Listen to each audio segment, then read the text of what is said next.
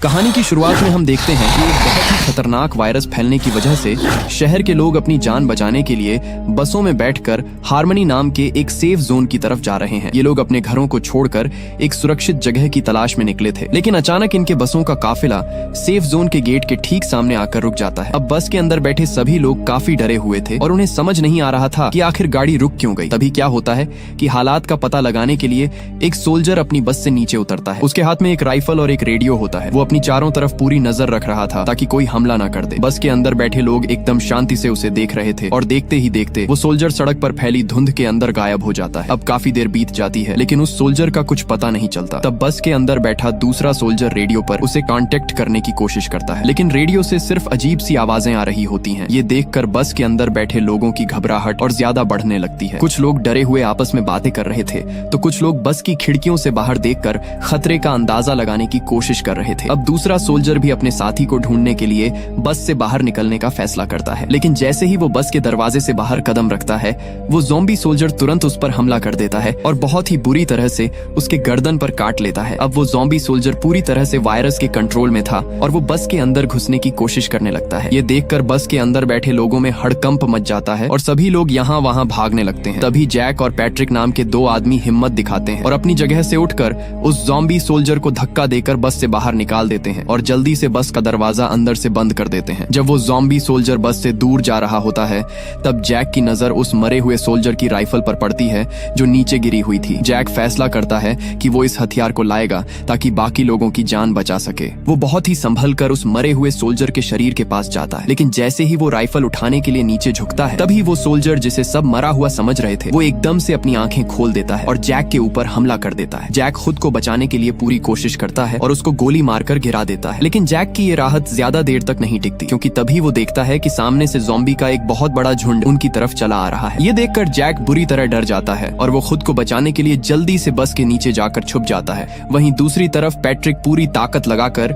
बस का दरवाजा अंदर से बंद किए हुए था ताकि कोई अंदर ना आ सके, लेकिन बस के अंदर का नजारा एकदम खराब हो चुका था। लोग डर के मारे अपना होश खो चुके थे और बस के पीछे वाले हिस्से से भागने की कोशिश कर रहे थे, लेकिन लोगों की इस भगदड़ की वजह से बस के दरवाजे और खिड़कियां कमजोर पड़ जाते हैं और बाहर खड़े ज़ॉम्बी बस के अंदर घुस आते हैं। अब अंदर आते ही वो लोगों को काटना शुरू कर देते हैं। जो लोग वहां से भाग नहीं पाए, उन्हें ये ज़ॉम्बी बुरी तरह से काट कर खा रहे थे और हर तरफ लोगों के चीखने की आवाजें आ रही थीं। इस भगदड़ के बीच पैट्रिक किसी तरह अपनी वाइफ एमा तक पहुंचने की कोशिश कर रहा होता है, जिसके हाथों में उनका छोटा सा बच्चा था और वो बहुत डरी हुई थी। लेकिन तभी एक ज़ॉम्बी पैट्रिक को धक्का देकर बस से बाहर गिरा देता है। पैट्रिक जमीन पर गिर जाता है, लेकिन अपनी जान बचाने के लिए वो तुरंत खड़ा होता है और उस ज़ॉम्बी के सिर को बस पर जोर जोर से पटक कर उसे मार देता है। वहीं दूसरी तरफ एमा अपने बच्चे को लेकर छुपने की कोशिश कर रही होती है। उसे पास ही में एक कार दिखाई देती है और वो सोचती है कि शायद ये कार सेफ होगी, इसलिए वो जल्दी से कार के अंदर जाकर बैठ जाती है। लेकिन तभी एक ज़ॉम्बी कार की खिड़की से एमा पर हमला कर देता है और उसे जोर जोर से मारने लगता है। एमा अपनी पूरी ताकत लगाकर कार का दरवाजा अंदर से पकड़े हुए थी, लेकिन तभी एक दूसरा ज़ॉम्बी भी वहां आ जाता है और वो सामने का शीशा तोड़ने की कोशिश करने लगता है। अब एमा को लगने लगा था कि उसकी जान नहीं बचेगी, लेकिन ऐन मौके पर जैक वहां आ जाता है। जैक बिना कोई गलती किए उन दोनों ज़ॉम्बी को मार गिराता है और एमा को कार से बाहर निकलने में मदद करता है। बाहर आते ही एमा की आंखों में आंसू आ जाते हैं, क्योंकि वो देखती है कि उसके बच्चे के शरीर पर खून लगा हुआ है और वो बुरी तरह घबरा जाती है। लेकिन जब जैक और पैट्रिक उस बच्चे को चेक करते हैं, तो उन्हें पता चलता है कि बच्चे को कोई चोट नहीं लगी है। लेकिन तभी उन्हें समझ आता है कि ये खून असल में कहां से आया था। दरअसल एमा के हाथ पर एक ज़ॉम्बी ने काट लिया था और ये उसी का खून था। अब कहानी सीधे 9 साल आगे चली जाती है। हम देखते हैं कि पैट्रिक अब हालातों की वजह से काफी बदल चुका है। वो एक पूरी तरह से बर्फ से ढके हुए सुनसान शहर में खाने की तलाश कर रहा होता है। वो एक घोड़े का शिकार करता है और उसे बर्फ पर चलने वाली गाड़ी पर लाद कर वापस अपने सेफ जोन हार्मनी की तरफ निकल पड़ता है। हार्मनी अब पहले जैसा नहीं रहा था, लेकिन फिर भी कुछ लोगों के लिए ये एक छुपने की जगह बन चुका था। पैट्रिक जब अपने घर पहुंचता है, तो पास वाले घर की खिड़की से एक छोटी बच्ची जिसका नाम लू है, वो पैट्रिक को बड़े ध्यान से देख रही होती है। लू फिर मुड़कर जैक की तरफ देखती है। लू एक अजीब सा मुंह बनाकर जैक से कहती है, इसने अभी एक और जानवर को मार दिया। इसके बाद जैक खिड़की का पर्दा बंद कर देता है। फिर हम देखते हैं कि पैट्रिक अपने घर में उस घोड़े का मांस पका रहा होता है। वहीं दूसरी तरफ जैक अपने घर के अंदर खाने का सामान ढूंढ रहा होता है। उसे एक डिब्बा मिलता है जिसमें बीन्स रखे थे, लेकिन जब वो उसे खोलता है तो अंदर फफूंद लगी हुई थी, जिससे जैक थोड़ा निराश हो जाता है। वो थोड़ा और ढूंढता है तो उसे एक और डिब्बा मिल जाता है जो बिल्कुल ठीक था। ये देखकर जैक चैन की सांस लेता है। उस रात पैट्रिक एक पुराने रेडियो की मदद से बाकी बचे हुए लोगों से बात करने की कोशिश करता है। वो रेडियो के बटन घुमाकर चैनल सेट करने की कोशिश कर रहा था, लेकिन उसे सिर्फ अजीब सी आवाजें ही सुनाई देती हैं। जब कोई जवाब नहीं मिलता तो पैट्रिक परेशान होकर खुद से ही बातें करने लगता है, जैसे कोई उसकी बातें रेडियो पर सुन रहा हो। इसके बाद वो अपनी दूरबीन उठाता है और सामने जैक के घर की तरफ देखने लगता है। वो दूरबीन से देखता है कि जैक छोटी बच्ची लू को सुला रहा है। पैट्रिक अपने घर से ही धीरे से गुड नाइट बोलता है, ये सोचते हुए कि काश वो बच्ची उसकी आवाज सुन पाती। अगली सुबह जैक उठता है तो वो देखता है कि लू का बिस्तर खाली है। वो थोड़ा परेशान हो जाता है और उसे पूरे घर में ढूंढने लगता है। तभी वो देखता है कि लू किचन में है और खुद से नाश्ता बनाने की कोशिश कर रही है। जैक उसे थोड़ा सख्त आवाज में डांटता है कि वो बिना बताए नीचे क्यों आ गई। लू को थोड़ा बुरा लगता है और वो कहती है कि वो उसे जगाना नहीं चाहती थी, लेकिन जैक उसे समझाता है कि हमें सुरक्षित रहने के लिए बनाए गए नियमों को मानना ही पड़ेगा। माहौल को थोड़ा हल्का करने के लिए जैक उसे एक कुकी देता है। लू बड़ी चालाकी से उस कुकी को अपनी जेब में छुपा लेती है और तुरंत जैक से एक और कुकी मांग लेती है। जैक थोड़ा हंसता है और उसे दूसरी कुकी दे देता है। उसे लू की इस चालाकी का बिल्कुल पता नहीं चलता। इसी बीच पैट्रिक के घर की तरफ उसके कुत्ते के भौंकने की आवाज आती है, जिससे पैट्रिक जाग जाता है। वो कुत्ते को चुप कराने के लिए घर से बाहर आता है और देखता है कि उसका कुत्ता बाउंड्री के पास खड़ा होकर कहीं और ध्यान लगाए हुए है। असल में लू उस कुत्ते से मिलने के लिए बाउंड्री के पास आ गई थी और वो वही कुकी कुत्ते को खिला रही होती है जो उसने अपनी जेब में छुपाई थी। जब कुत्ता बाउंड्री के दूसरे हिस्से की तरफ भागता है तब हम देखते हैं कि लू ने बाउंड्री के नीचे एक इतना बड़ा गड्ढा खोद लिया था जिससे कोई भी इंसान या चीज आसानी से आर पार जा सके। कुछ देर बाद जैक घर से बाहर आता है और खाली डिब्बों पर गोलियां चलाकर अपनी निशानेबाजी की प्रैक्टिस करने लगता है। वहीं लू घर के बरामदे में बैठकर अपनी गुड़ियों के साथ खेल रही होती है। खेलते खेलते लू जैक से कहती है कि उसे भी बंदूक चलानी है, लेकिन जैक उसे तुरंत मना कर देता है। ये सुनकर लू को गुस्सा आ जाता है। वो अपनी गुड़ियों को साइड में फेंक देती है और कहती है कि अब वो बड़ी हो गई है और इन खिलौनों के साथ नहीं खेलेगी। इसके बाद वो जैक से कहती है कि वो उसके साथ खेले। जैक मान जाता है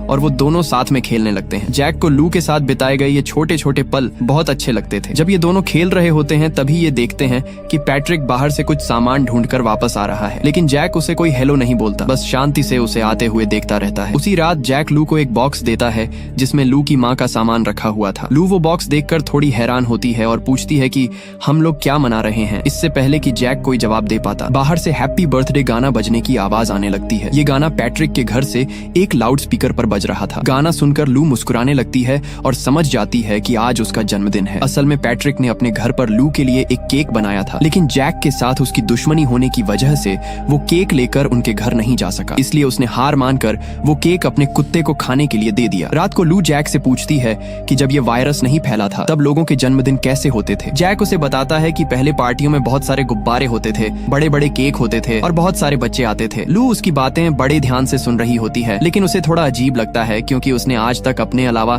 किसी और बच्चे को नहीं देखा था। लू जैक को ये भी बताती है कि उसे अपनी माँ की कोई भी बात याद नहीं है। तब जैक कहता है कि जब तुम्हारी माँ गुजरी थी तब तुम बहुत छोटी थी, इसलिए तुम्हें कुछ याद नहीं है। इसके बाद लू पूछती है कि क्या सच में कभी ज़ॉम्बीज होते थे। जैक उसे शांत करने के लिए कहता है कि हाँ, वो पहले एक बहुत बड़ा खतरा थे, लेकिन अब इतनी ज्यादा ठंड पड़ने की वजह से वो सब खत्म हो चुके हैं। ये सुनकर लू को थोड़ी तसल्ली मिलती है और वो गहरी नींद में सो जाती है, लेकिन जैक को बिल्कुल नींद नहीं आ रही थी। वो जागता रहता है और बाहर पैट्रिक के घर से बजने वाले गानों को सुनता रहता है। कुछ घंटों बाद लू अचानक एक डरावने सपने की वजह से जाग जाती है। उसे बाहर कुत्ते के भौंकने की आवाज आती है। वो उठकर खिड़की से बाहर देखती है तो उसे बाउंड्री के दूसरी तरफ एक ज़ॉम्बी खड़ा हुआ दिखाई देता है। ये देखकर लू बहुत ज्यादा डर जाती है और दौड़कर अपने बेड के नीचे जाकर छुप जाती है। अगली सुबह जैक जब लू के कमरे में आता है तो वो देखता है कि लू अभी भी बेड के नीचे छुपी हुई है। जैक भी उसके पास लेट जाता है और उसे समझाता है कि डरने की कोई बात नहीं है, सब कुछ ठीक है। लेकिन लू बार बार कहती है कि उसने कल रात को एक ज़ॉम्बी को देखा था। जैक उसे समझाता है कि ऐसा हो ही नहीं सकता क्योंकि सारे ज़ॉम्बीज तो ठंड की वजह से मर चुके हैं। इसके बाद लू घर से बाहर आती है और एक खिलौना ले जाकर बाउंड्री के उस गड्ढे के पास रख देती है। उसे लगता है कि ये खिलौना उसे उन ज़ॉम्बी से बचा लेगा। पैट्रिक अपनी खिड़की से ये सब देख रहा होता है और उसे समझ आ जाता है कि यही वो बच्ची है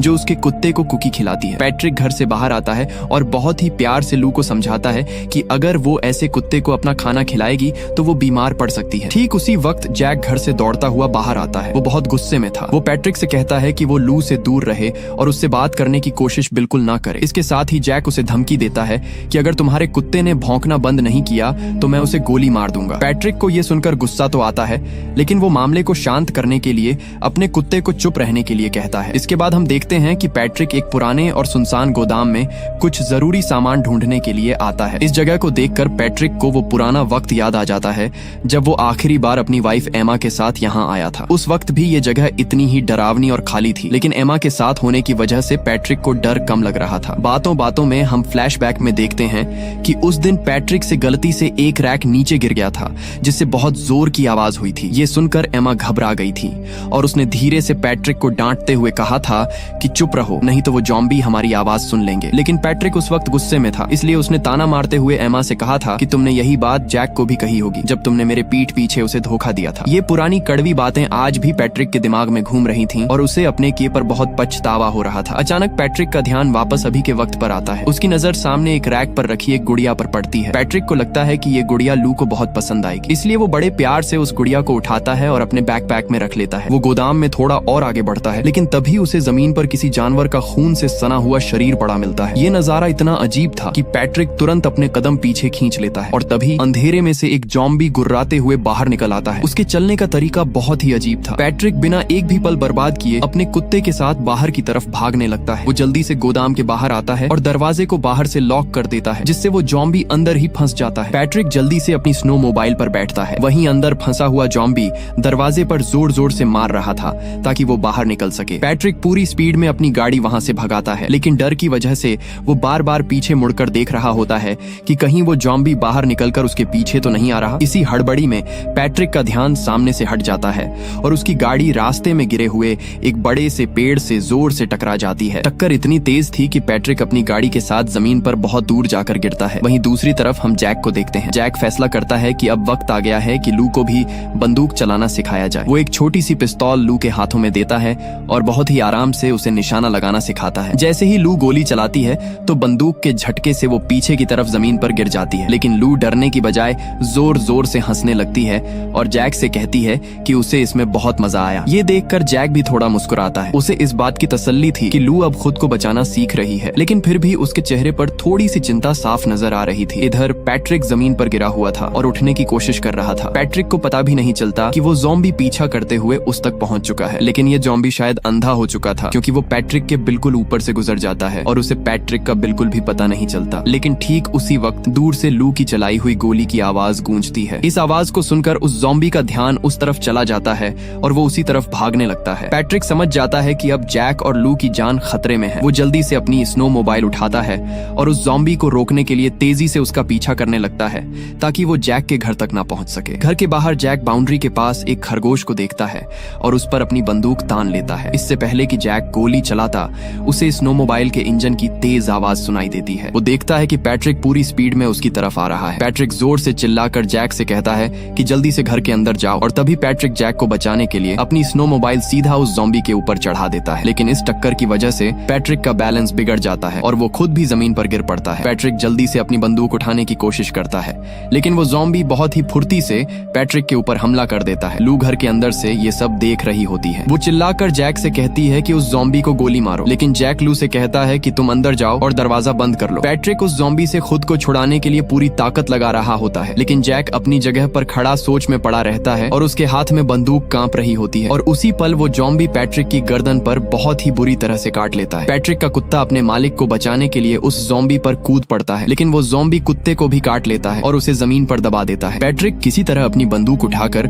उस ज़ॉम्बी को गोली मार देता है। गोली लगते ही वो ज़ॉम्बी लड़खड़ाते हुए वहां से भाग जाता है और उसके शरीर से खून टपककर जमीन पर गिर रहा होता है। ये सब देखकर जैक दौड़कर घर के अंदर जाता है। अंदर लू बहुत ही ज्यादा गुस्से में थी। वो जैक पर चिल्लाते हुए कहती है कि तुम्हें पहले ही गोली चला देनी चाहिए थी, आज तुम्हारी वजह से वो कुत्ता मारा गया। जैक को लू की बात का बहुत गहरा असर होता है, लेकिन वो कोई जवाब नहीं देता। वो बस चुपचाप अपने कमरे में चला जाता है, लेकिन अंदर ही अंदर उसे अपनी गलती का एहसास खाए जा रहा था। बाहर पैट्रिक अपने मरे हुए कुत्ते के पास बैठकर बहुत बुरी तरह से रो रहा होता है। वो रोते रोते अपने कुत्ते से धीरे से कहता है, तुम कोई कुत्ते नहीं थे, तुम बस एक हीरो थे। इसके बाद पैट्रिक अपने घर वापस आता है। वो अपनी गर्दन के घाव पर अल्कोहल डालता है ताकि इन्फेक्शन को रोका जा सके, लेकिन उसे लगने लगता है कि अब वो नहीं बचेगा और इसी निराशा में वो अपनी जान लेने की कोशिश करता है। लेकिन तभी उसे एमा की याद आ जाती है। उसे याद आता है कि कैसे एमा ने रोते हुए उससे कहा था कि वो उसके हाथ को काट दे ताकि इन्फेक्शन ना फैले, और उस वक्त जैक ने एमा को पकड़ रखा था। ये पुरानी बात याद आते ही पैट्रिक की हिम्मत टूट जाती है। वो शारीरिक और मानसिक दोनों तरह से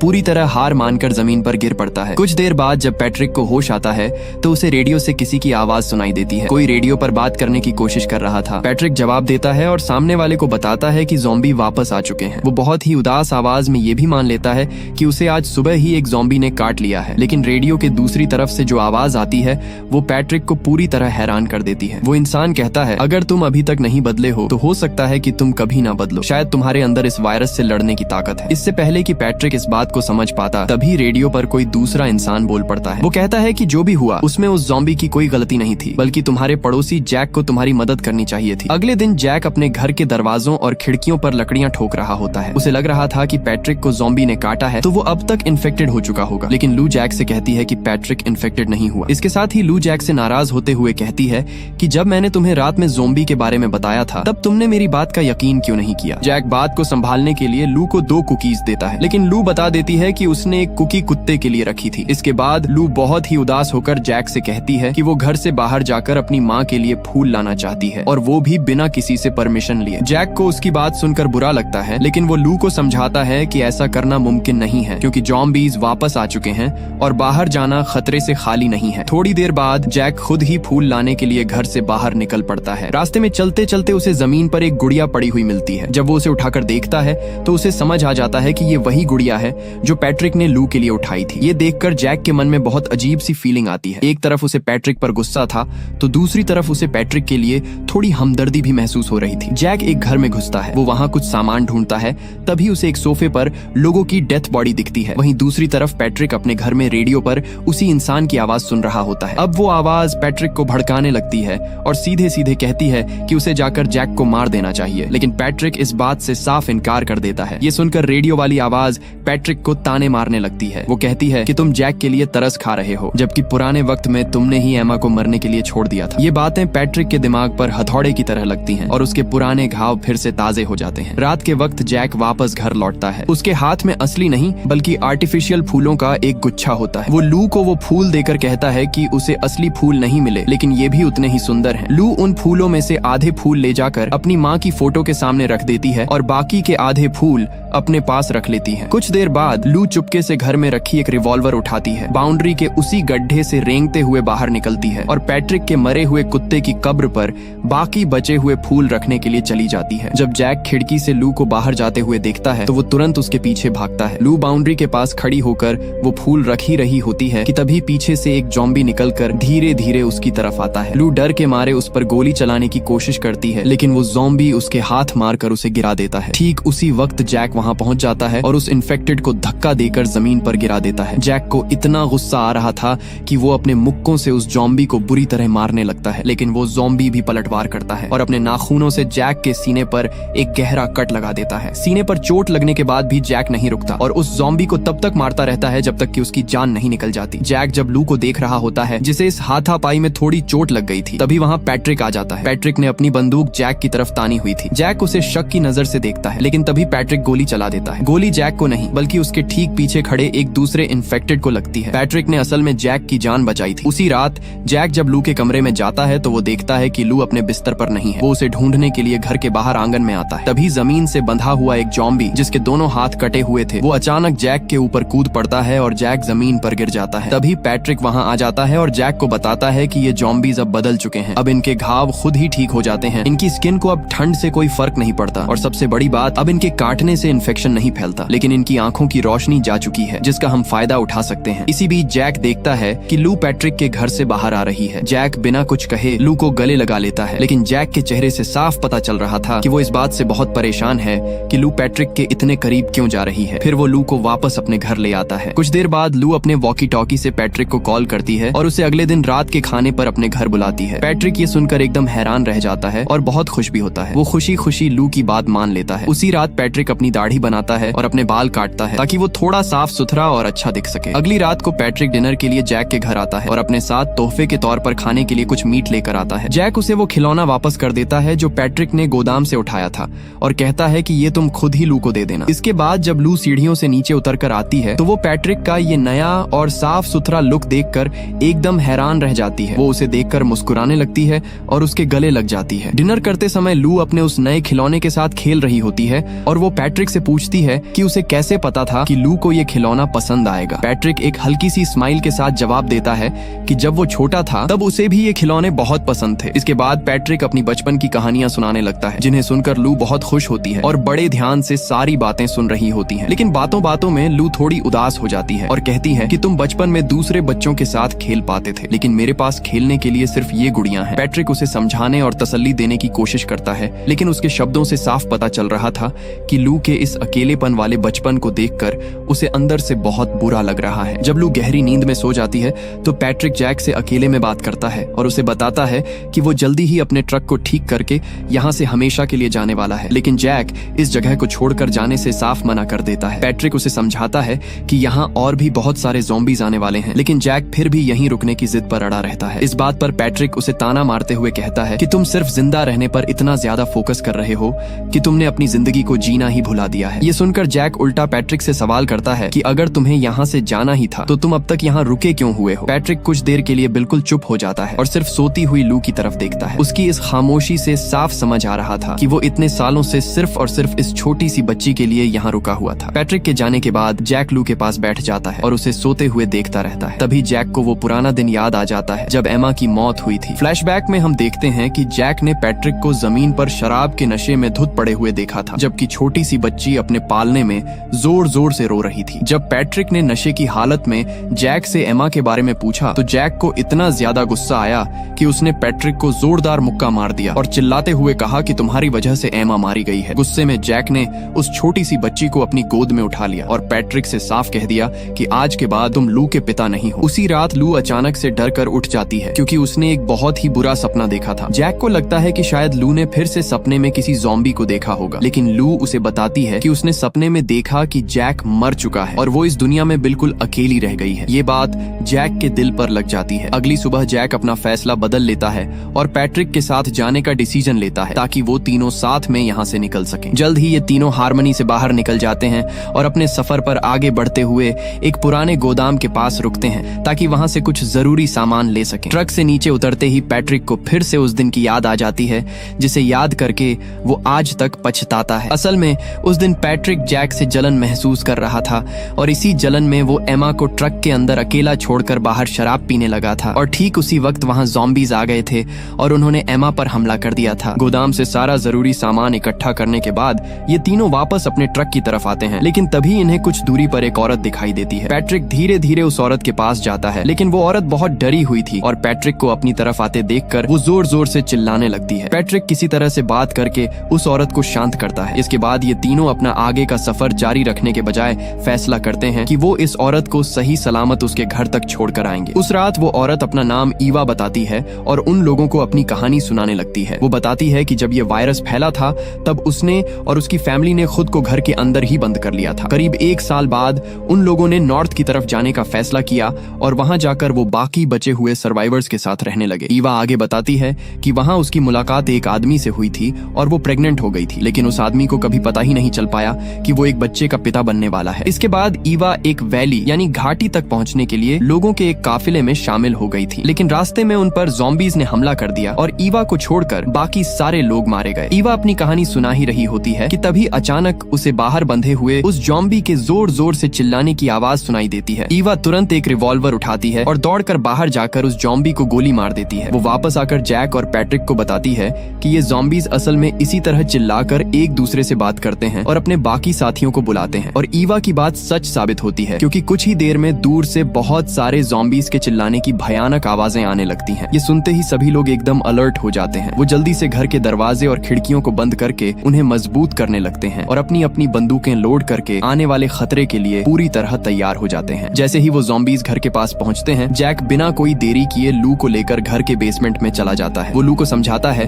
कि चाहे कुछ भी हो जाए उसे बिल्कुल भी आवाज नहीं करनी है। बेसमेंट में जब लू थोड़ी आगे जाकर छुपने की जगह देख रही होती है तभी उसके सामने एक ज़ॉम्बी आ जाता है, लेकिन लू जैक की बात याद रखती है और एकदम चुपचाप एक जगह खड़ी रहती है, जिस वजह से वो ज़ॉम्बी उसे नोटिस नहीं कर पाता और लू सुरक्षित बच जाती है। वहीं ऊपर बहुत सारे ज़ॉम्बीज़ घर के अंदर घुसना शुरू कर देते हैं। उनमें से एक ज़ॉम्बी जैक का पीछा करते हुए दूसरे फ्लोर तक आ जाता है। खुद को बचाने के लिए जैक जल्दी से एक कमरे के अंदर घुस जाता है। वो अपनी पूरी ताकत से कमरे का दरवाजा अंदर से दबाकर रखता है, लेकिन इसी हाथापाई में उसकी बंदूक उसके हाथ से छूटकर जमीन पर गिर जाती है और तभी जैक देखता है कि कमरे की खिड़की से एक दूसरा ज़ॉम्बी अंदर आने की कोशिश कर रहा है। जैक किसी तरह जल्दी से अपनी बंदूक वापस उठाता है और दरवाजे के आर पार ही गोली चला देता है, जिससे बाहर खड़ा पहला ज़ॉम्बी मारा जाता है। लेकिन इसके बाद जैक की बंदूक की गोलियां खत्म हो जाती हैं। अब जैक के पास कोई और रास्ता नहीं बचा था, इसलिए वो बिल्कुल चुपचाप एक जगह पर छुप जाता है ताकि कोई और ज़ॉम्बी उसकी आवाज सुनकर कमरे में न आ जाए। नीचे बेसमेंट में लू अपनी समझदारी का इस्तेमाल करती है। वो अपने एक खिलौने को एक बड़े से लकड़ी के बक्से के अंदर रख देती है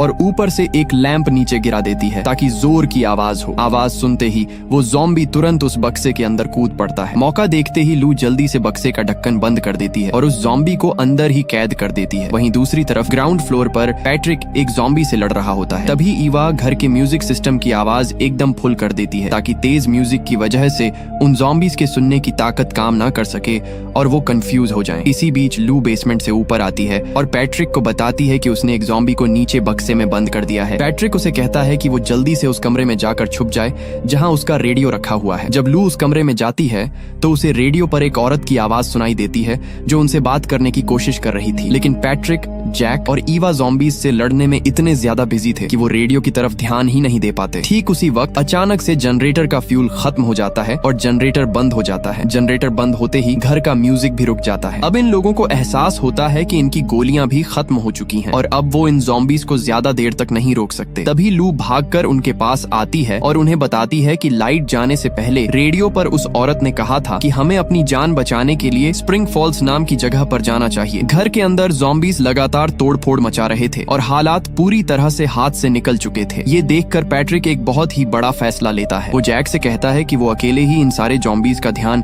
अपनी तरफ भटकाएगा ताकि तुम तीनों यहाँ से सुरक्षित बाहर निकल सको। पैट्रिक लू के पास जाता है, उसके माथे पर प्यार से किस करके उसे अलविदा कहता है। इसके बाद वो एक फ्लेयर जलाता है और जैक की शॉटगन अपने हाथ में लेकर सीधा बाहर की तरफ निकल पड़ता है। पैट्रिक घर से बाहर आते ही रास्ते में मिलने वाले ज़ॉम्बीज पर गोलियां चलाने लगता है। गोलियों की आवाज और फ्लेयर की तेज रोशनी देखकर सारे के सारे ज़ॉम्बीज पैट्रिक की तरफ दौड़ने लगते हैं। पैट्रिक ने उन सभी का ध्यान अपनी तरफ खींच लिया था। इसी बीच जैक, लू और ईवा को मौका मिल जाता है और वो तीनों दौड़कर अपने ट्रक तक पहुंच जाते हैं। वहीं पैट्रिक ज़ॉम्बीज से बचते हुए पेट्रोल से भरे कुछ बड़े ड्रम्स के पास पहुंच जाता है। लेकिन तभी एक ज़ॉम्बी पीछे से पैट्रिक पर जोरदार हमला कर देता है। पैट्रिक जानता था कि अब उसका यहाँ से बचकर निकलना नामुमकिन है, इसीलिए वो अपनी जान की परवाह किए बिना ड्रम से बह रहे पेट्रोल में आग लगा देता है। आग लगते ही वहाँ एक बहुत बड़ा धमाका होता है। अपनी जान की बाजी लगाकर पैट्रिक ने वो ब्लास्ट किया था जिसमें वहाँ मौजूद सारे के सारे ज़ॉम्बीज जलकर खत्म हो जाते हैं। आखिर में हम देखते हैं कि जैक, लू और ईवा हार्मनी शहर से बहुत दूर निकल चुके हैं। वो लोग रास्ते के किनारे अपना ट्रक रोकते हैं